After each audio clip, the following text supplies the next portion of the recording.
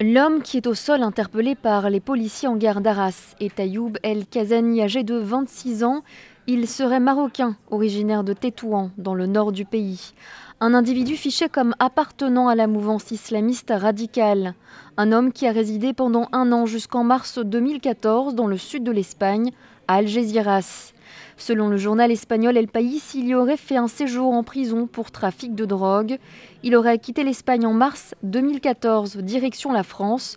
Avertis par leurs homologues espagnols, les autorités françaises émettent à ce moment une fiche S à son encontre afin de pouvoir le repérer, car l'homme est signalé comme un individu très radicalisé et potentiellement dangereux.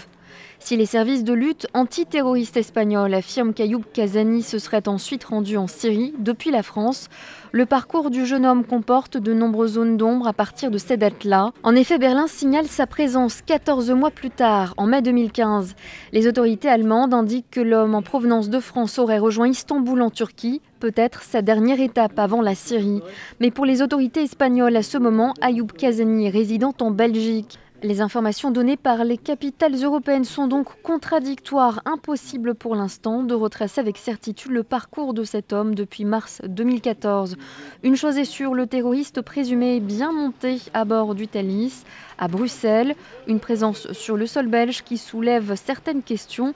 Faisait-il partie du réseau islamiste qui a été démantelé en janvier dernier dans la région de Bruxelles ou ici, à Verviers, principal foyer de radicalisation en Belgique ?